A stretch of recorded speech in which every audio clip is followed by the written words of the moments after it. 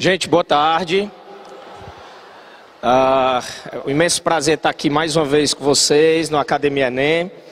A gente está iniciando aí o mês de agosto e agora é tudo muito rápido, né? Daqui para o dia 24 e 25 a gente já entra na reta final. Então vamos focar bastante nossas atenções para quando chegar lá no finalzinho de outubro a gente está bem tranquilo para poder fazer essa prova do Enem de uma forma legal, que vocês consigam alcançar o resultado que vocês desejam. Nosso objetivo como professores de vocês é tentar dar essa ajuda, né? Caminhar junto com vocês, tentar dar as melhores informações, uma boa formação para vocês, para que no dia 24, né, que é o dia que você vai fazer a prova, no caso de Ciências da Natureza, já que eu sou professor de Química, né, que você esteja bem tranquilo para fazer essa prova, certo? O assunto da nossa aula de hoje é funções orgânicas, tá?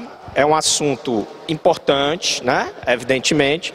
E como é que vai funcionar a nossa aula? Nós vamos ver como identificar essas funções orgânicas, porque muitas questões que caem é exatamente de identificação das funções orgânicas.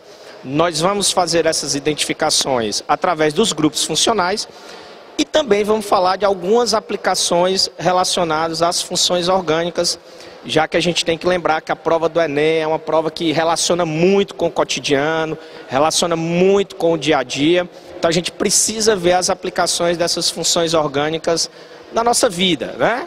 Porque isso é importante para a gente, independente, né, da prova do Enem ou não, mas é importante também para a prova que vocês vão fazer lá no dia 24, beleza? Então vamos lá. Quais são as primeiras funções que nós vamos estudar? São os hidrocarbonetos, tá? Esse nome é porque os hidrocarbonetos são compostos orgânicos formados exclusivamente por hidrogênio e carbono. Aí nós temos algumas subdivisões aí com relação aos hidrocarbonetos. Vamos lá, tem muita gente que já está lembrando aí, que já viu, que já estudou, então a gente aproveita para analisar direitinho. Primeiro, ó, alcanos. Como é que a gente identifica um alcano? A gente identifica o alcano como sendo o hidrocarboneto que só apresenta ligações simples entre carbonos. Então, os alcanos são compostos orgânicos, são hidrocarbonetos que só têm ligações simples entre carbonos. Isso é o que a gente chama de grupo funcional. É como nós fazemos a identificação de um alcano. É através das ligações simples carbono-carbono. Principal aplicação dos alcanos: combustíveis. Os derivados de petróleo, né? Vamos lembrar aqui alguns, né? Óleo diesel, querosene, gasolina, são todos exemplos de alcanos, são misturas de alcanos.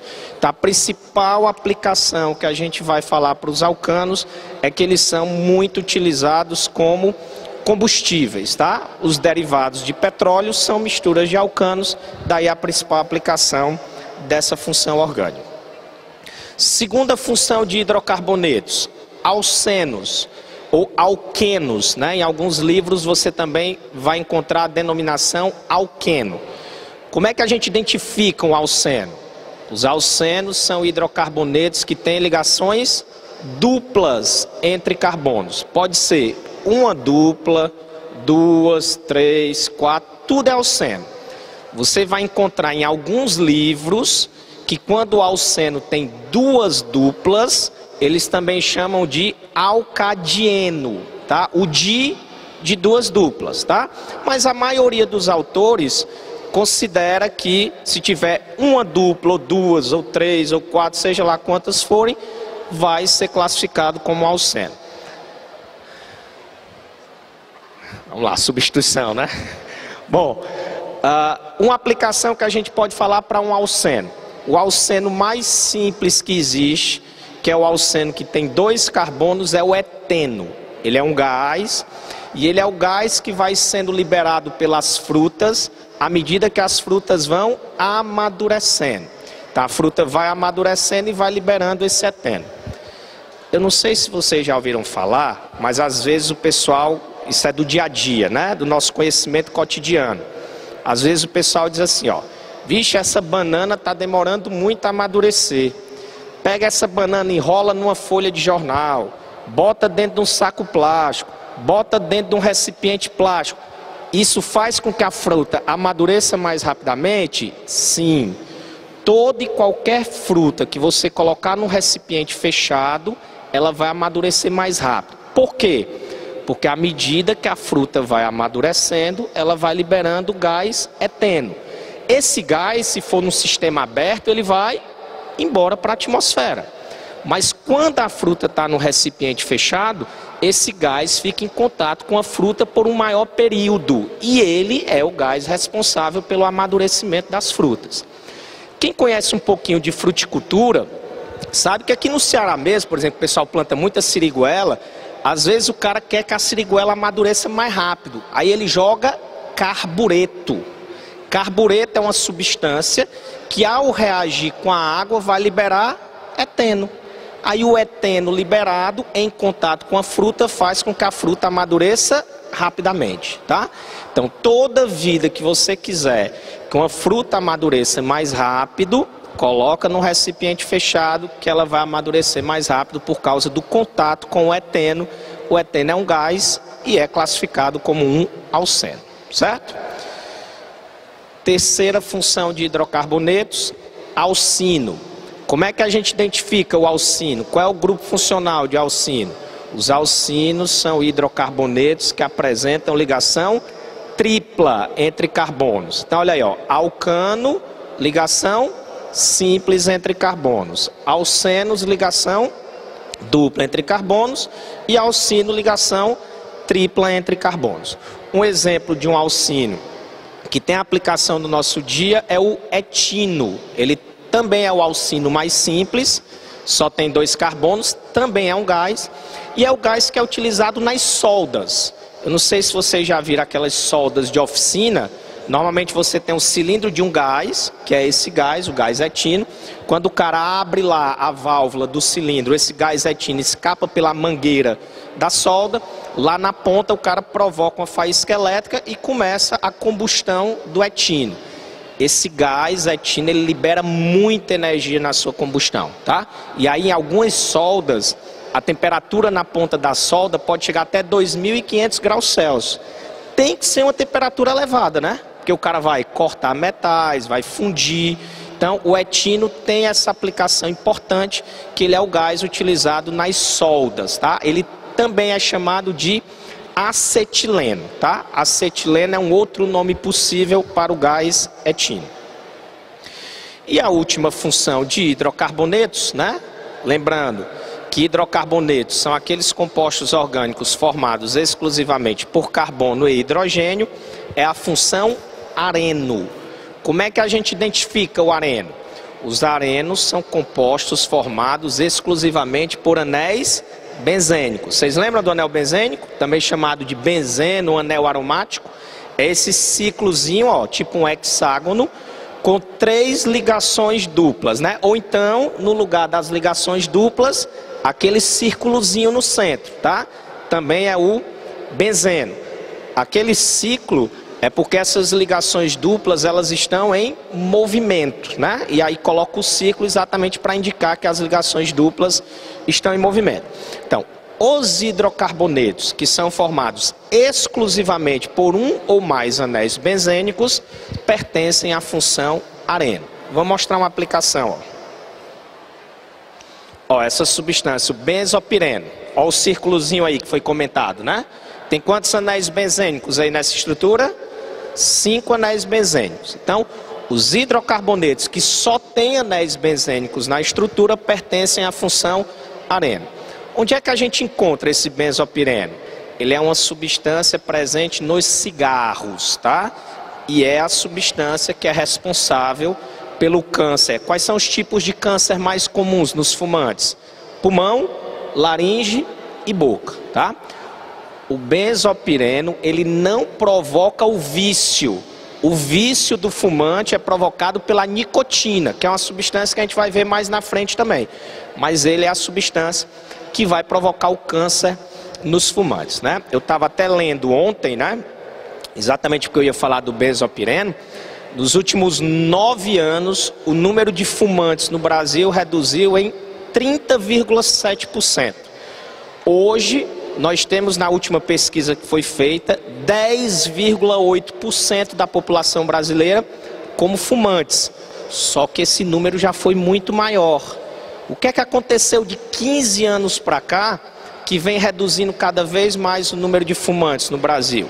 Uma série de campanhas para exatamente mostrar os malefícios que o cigarro provoca e também campanhas que visam fazer com que menos pessoas tenham acesso ao cigarro. Por exemplo, quem é um pouco mais de idade aí, eu me incluo porque eu me lembro dessa época, era permitido antigamente propaganda de cigarro no Brasil em qualquer horário.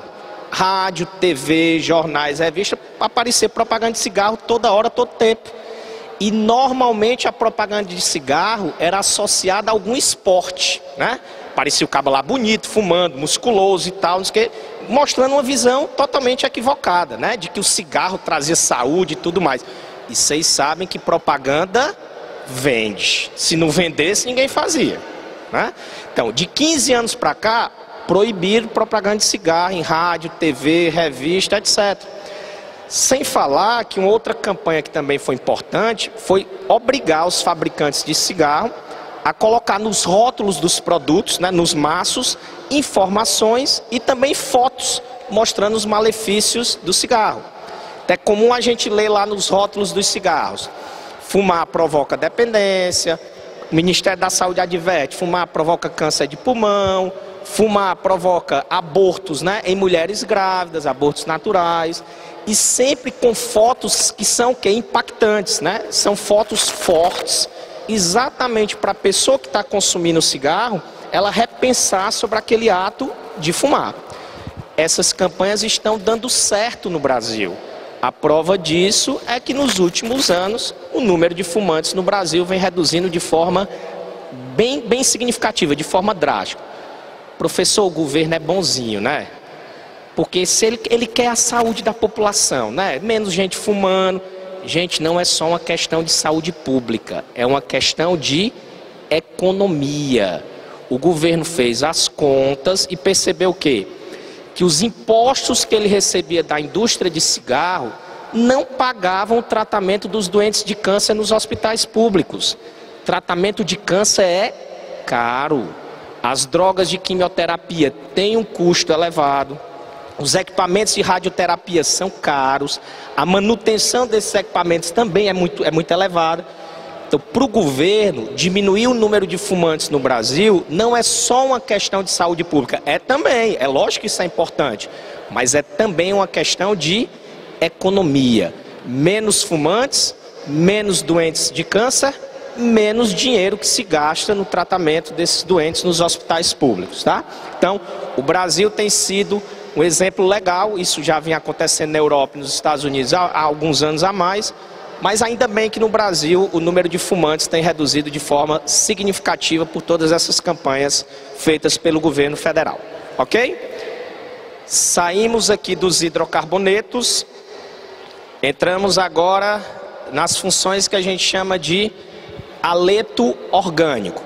Essa palavra haleto lembra quem aí? Lembra os halogênios. Vocês lembram quem são os halogênios? São aqueles elementos da família 17, né? É aquela família lá da ponta direita da tabela periódica, antes dos gases nobres. Tem lá os gases nobres na ponta, antes dos gases nobres tem os halogênios. Vamos lembrar quem são os principais elementos dos halogênios? Estão aí, ó. O X, né? Que é quem? Flúor, cloro, bromo e iodo. Há um outro halogênio, que é o astato, só que ele é radioativo, então ele não entra aqui no estudo da química orgânica, das funções orgânicas. Então, quando é que a gente vai identificar um haleto orgânico? É quando a gente tiver um halogênio X, esse halogênio pode estar ligado a um radical não aromático, ou ele pode estar ligado a um radical aromático. Radical aromático é o anel benzênico. Então, se eu tiver um halogênio ligado a anel benzênico, é haleto orgânico. Se eu tiver um halogênio ligado a outro radical que não seja um anel benzênico, também vai ser classificado como um haleto orgânico. Os haletos orgânicos mais conhecidos são os CFCs. Vocês lembram o que é que significa essa sigla? CFC é cloro, flúor, carbono. Olha aí, ó. Cloro e flúor, pertence aos halogênios. Carbono lembra química orgânica, compostos orgânicos. O que é que esses CFCs provocam de problema ambiental? Vocês lembram? Os CFCs, eles não provocam efeito estufa, é pouco significativo. Eles também não provocam chuva ácida. O problema dos CFCs é que eles destroem a camada de ozônio, tá? Vocês lembram onde que esses CFCs são utilizados? Geladeira, ar-condicionado, freezer, eles são gases refrigerantes. Então, ar-condicionado usa CFC, geladeira usa CFC, freezer usa CFC. Alguém mais lembra de outra aplicação? Desodorante, lembraram aqui. E aí eu vou aproveitar que eu sabia que essa informação ia surgir para dizer o seguinte: já de uns 5 anos para cá, não se utiliza mais CFC em produtos de spray, seja desodorante, perfume, inseticida, qualquer coisa. Qualquer produto de spray que você pegar no supermercado, na sua casa, seja lá qual for, o creme de barbear, você vai ver que tem escrito lá: inofensivo à camada de ozônio, não contém CFC. Professor, e qual é o gás que substituiu o CFC nos produtos de spray? Atualmente, os produtos de spray utilizam gás butano, que é um hidrocarboneto. Inclusive é um combustível também, né? O butano é o principal combustível do gás de cozinha, tá? Professor, quer dizer que tem um combustível ali agora no produto de spray? Tem.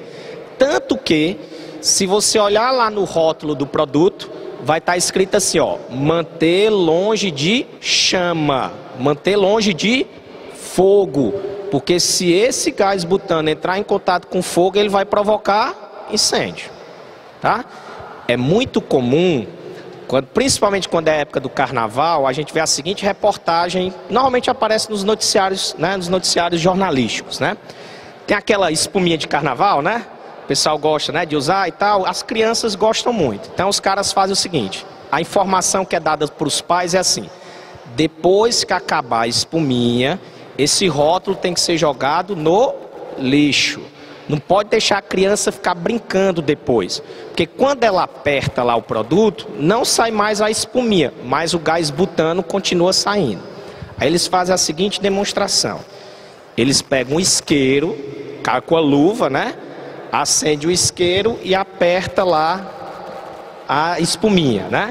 Aí o gás butano em contato com o espelho cria um lança-chamas, né? Quando os caras mostram essa reportagem, o que é que os pais pensam? Vixe, realmente isso aí é perigoso, né? Vou evitar que meu filho faça tudo mais.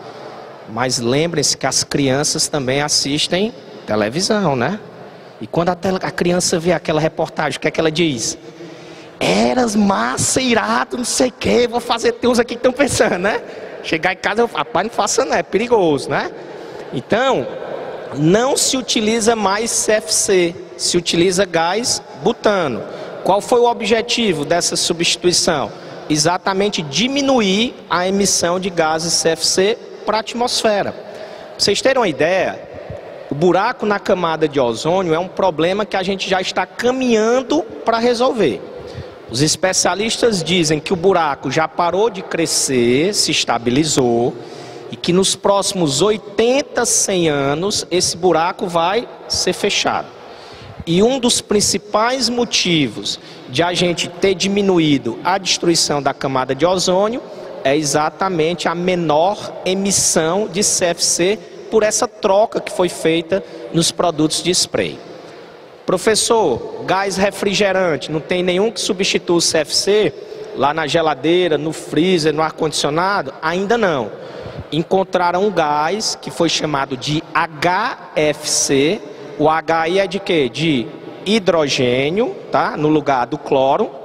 Só que esse gás, ele é eficiente na refrigeração, ele não destrói a camada de ozônio, mas ele provoca aquecimento global. E aí a gente sabe que aquecimento global é um problema hoje mais sério do que a destruição da camada de ozônio. Então, nós não encontramos ainda nenhum gás que possa substituir os CFCs em sistemas de refrigeração. Mas como produtos de spray, o butano faz isso de uma forma tranquila e o butano não tem um problema ambiental de destruição da camada de ozônio, tá? Então, os haletos orgânicos, uma aplicação que a gente pode falar é dos CFCs. Bom, vamos agora para as funções que tem oxigênio. Olha aí, ó, álcool. Vocês lembram como é que a gente chama esse grupo OH? Esse grupo OH a gente chama de hidroxila, né? Então, como é que a gente identifica o álcool? O álcool é quando a gente tem a hidroxila ligada a um carbono saturado. O que é um carbono saturado? É um carbono que só faz ligações simples, tá? Isso é o que caracteriza o álcool. Não existe apenas uma função com hidroxila. Nós temos também, ó, enol. Como é que é enol? É parecido com álcool, mas não é. O enol é quando eu tenho a hidroxila ligada a um carbono insaturado. De uma forma mais específica, eu posso dizer que o enol é quando a hidroxila está ligada a um carbono que forma ligação dupla, tá? E ainda temos uma terceira função com hidroxila, que é a função fenol.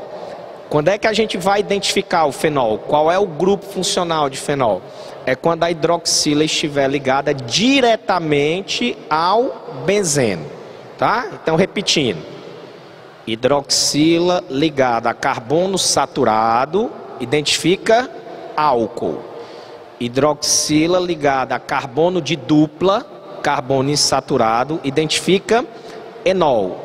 Hidroxila ligado diretamente ao benzeno vai caracterizar fenol. Aplicações. Álcool. Quais são as principais aplicações de álcool? Vamos falar do álcool mais conhecido de todos, o etanol, né? Quais são as principais aplicações do etanol? Bebidas alcoólicas, né? O etanol é o álcool presente nas bebidas. E o etanol também é o álcool que é utilizado como combustível, né?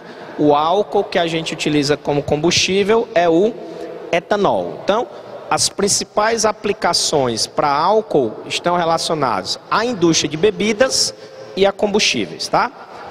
O enol, ele não vai ter aplicação. Professor, como assim? Não existe nenhum composto na natureza que tem enol, não? Tem. Só que os enóis, eles têm uma estabilidade muito pequena. Toda vida que um enol é formado, ele tende a se transformar ou em um aldeído ou uma cetona, que são duas funções que a gente vai ver um pouquinho mais na frente. Então, como os enóis, eles têm uma estabilidade muito pequena, a gente acaba não considerando nenhuma aplicação para a função enol, tá? Já fenol tem diversas aplicações, uma delas a gente vai mostrar aqui, ó. Ó, essa estrutura é o THC, tá? É o tetrahidrocannabinol. Tá aqui o grupo funcional de fenol, ó, ok? A hidroxila ligada diretamente a benzeno.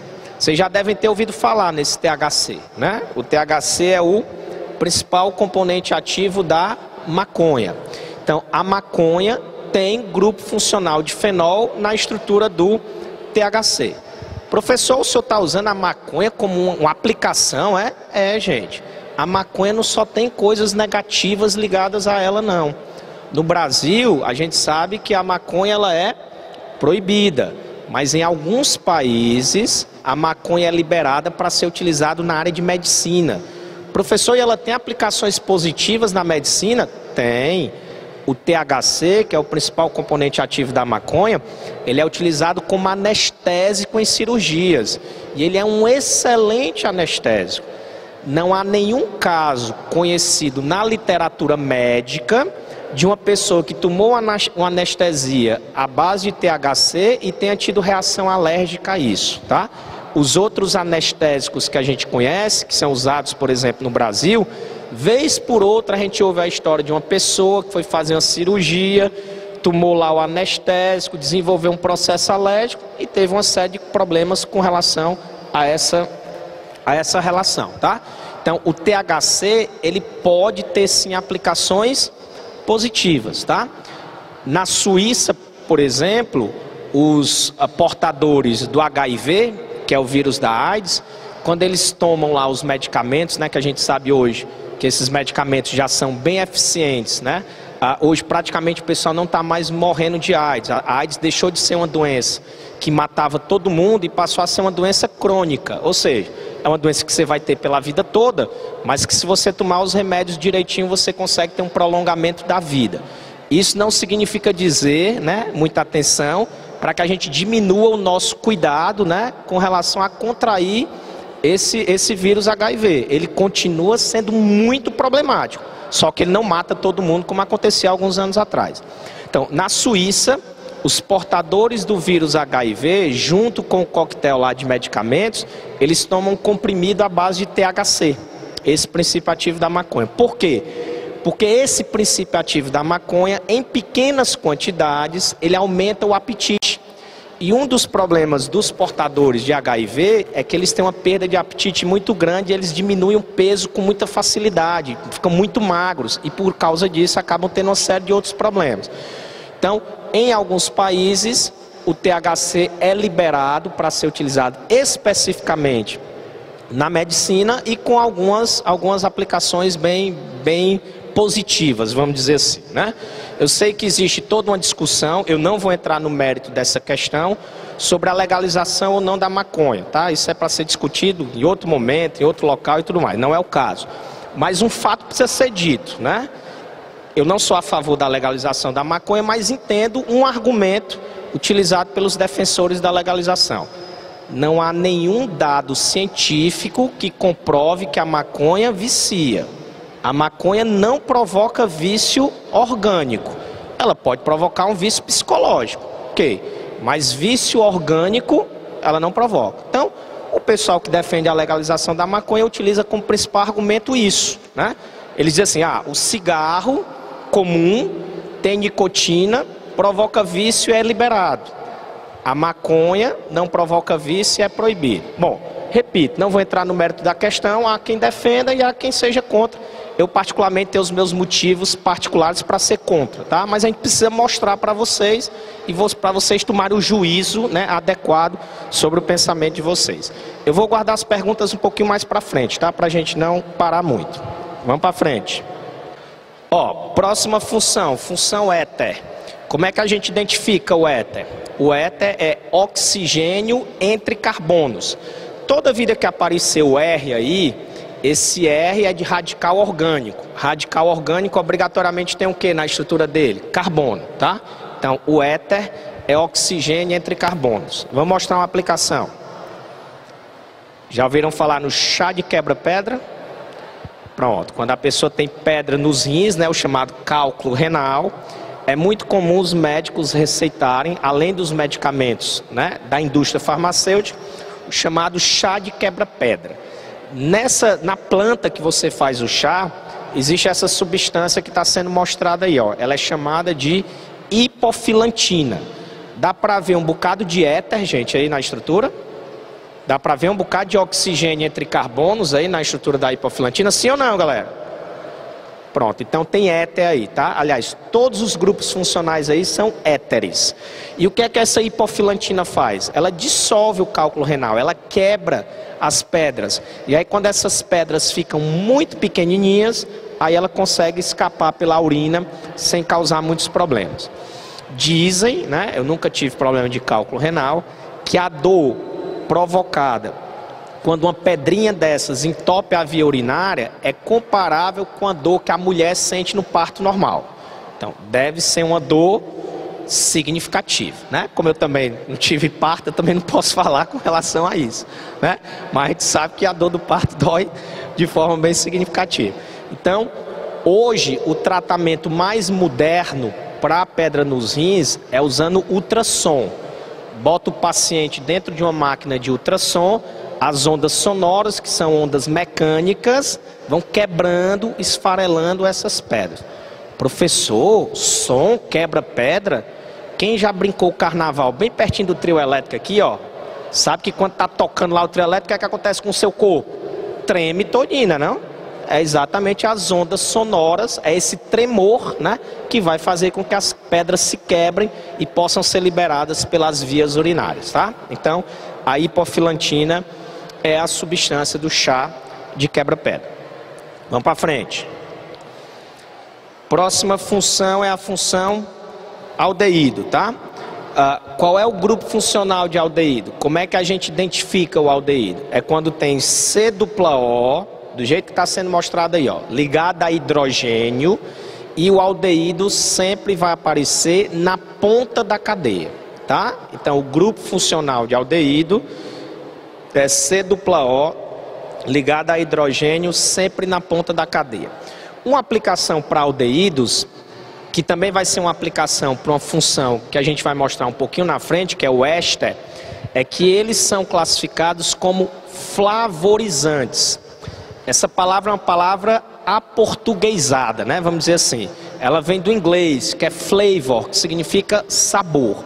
Então, os aldeídos e os ésteres, que a gente vai mostrar um pouquinho na frente, são responsáveis por sabores artificiais. Os aldeídos estão muito relacionados a sabores artificiais de alguns vegetais. Por exemplo, se você pegar o chiclete, né? Vamos pegar uma marca aqui que eu lembro, né? O Tridente, né? Ou Trident, como você queira chamar. Se você olhar lá no rótulo do Tridente, sabor de canela, vai estar escrito assim no rótulo, ó: goma de mascar, sabor artificial de canela. O que é que significa isso? Em nenhum momento o fabricante misturou canela à goma de mascar. Ele pegou um aldeído que é responsável pelo sabor de canela e misturou esse aldeído à goma de mascar. Na hora que você masca o chiclete, esse aldeído vai lá para o seu cérebro e qual a informação que é processada? Sabor de canela. Professor, a gente está sendo enganado, então? Não, nós estamos sentindo o sabor. Ele só não é um sabor natural. Só não está sendo utilizada a canela natural. É uma substância que é responsável por esse sabor. Você pega lá o chiclete de tutti-frutti, né? A mesma coisa. É colocado um aldeído que é responsável pelo sabor de tutti-frutti. Quando você masca o chiclete, esse aldeído vai lá para o seu cérebro com a informação que é processada, sabor de tutti-frutti. Mas é um sabor artificial, tá? Quando as substâncias são responsáveis por sabores artificiais, elas são classificadas como flavorizantes. Essa é uma aplicação importante dos aldeídos, tá? Vamos para frente. Cetona. Como é que é o grupo funcional de cetona? Como é que a gente identifica a cetona? É quando eu tiver C-O entre carbonos, tá? Alguns livros chamam esse C-O de carbonila. Então a gente pode dizer assim também, ó, cetona é quando tiver carbonila entre carbonos. Tá valendo, essa informação está correta da mesma forma. A cetona mais conhecida é a propanona, que é conhecida usualmente como acetona. As mulheres conhecem bem, porque a acetona é utilizada como removedor de esmalte, né? Então aquele removedor de esmalte é exatamente a acetona, que é a propanona, que é a acetona mais simples que existe. Há uns anos atrás, essas acetonas que eram usadas como removedor de esmalte, elas tinham uma concentração muito alta de acetona, mais de 80%. Hoje, se você olhar nos frascos de acetona, a concentração é por volta de 44%, 46%. Por que houve essa diminuição?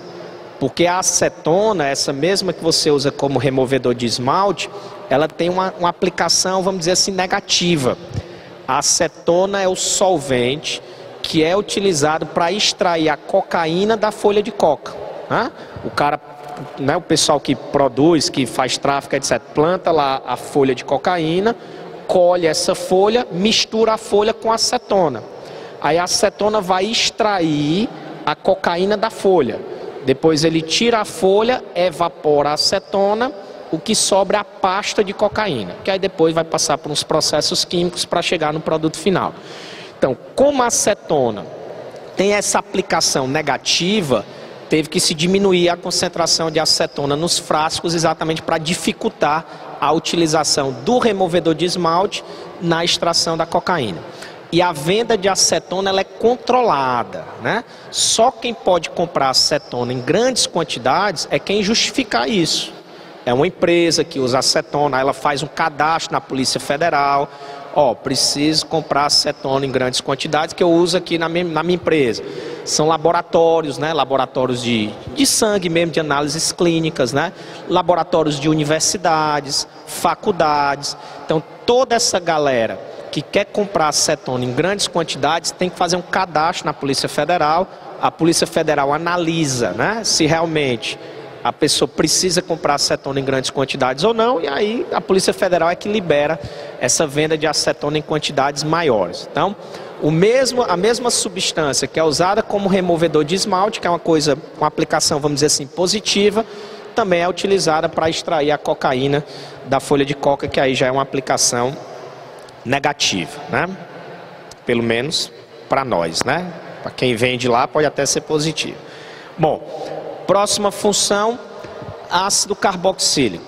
Olha aí como é que a gente identifica, né? Qual é o grupo funcional de ácido carboxílico. C-O, que é a carbonila, ligado a OH, que é a hidroxila, né? Então, esse C-O ligado a OH também é chamado todinho junto de carboxila, tá? Então, C-O ligado a OH, a gente chama de carboxila.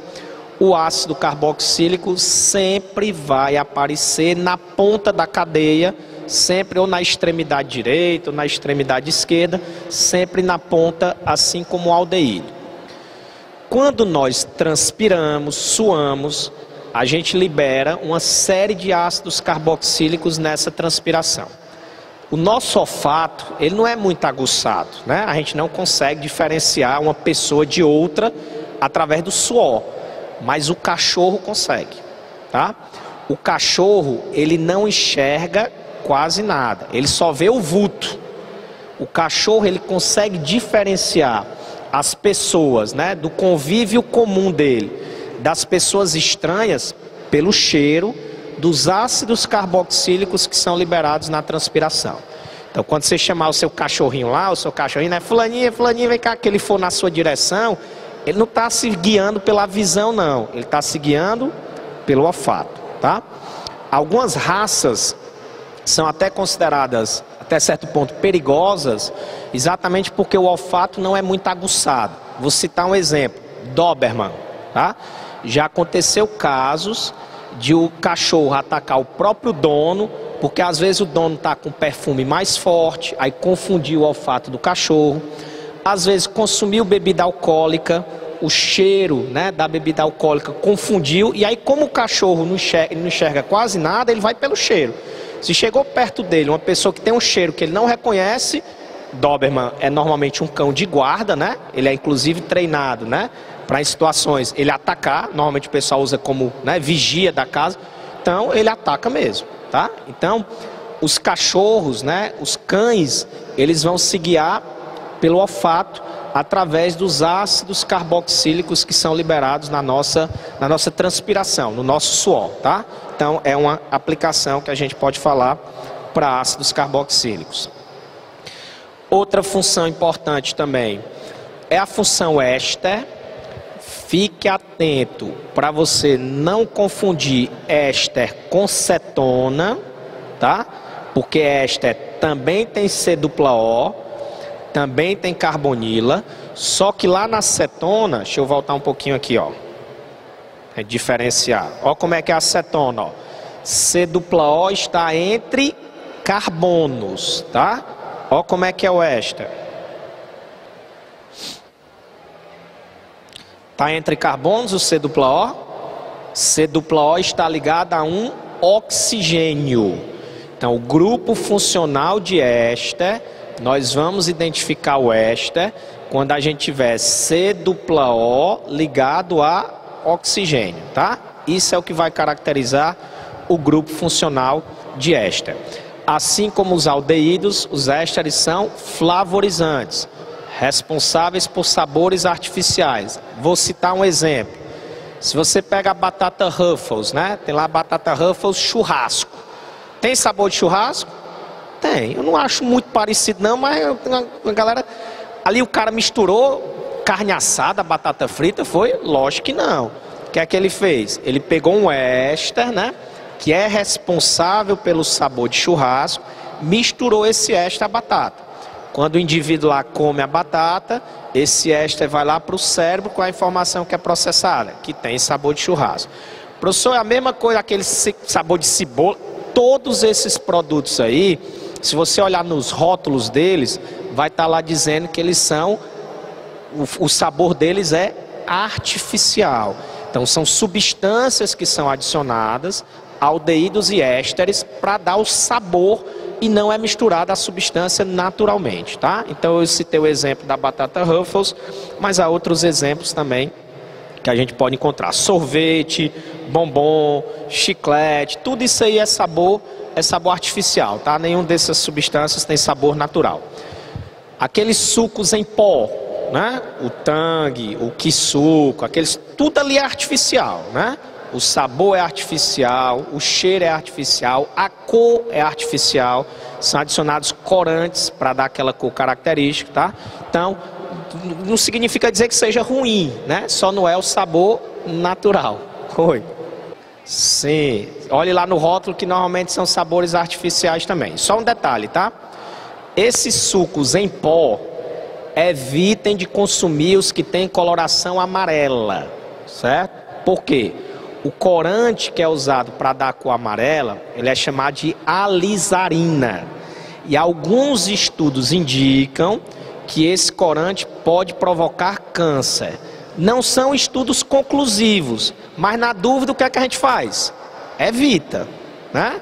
Então evite de consumir esses sucos em pó que tem a coloração amarela. Os outros você pode consumir sem problema, tá? Evitem o uso de coloração amarela porque pode trazer esse problema, ok?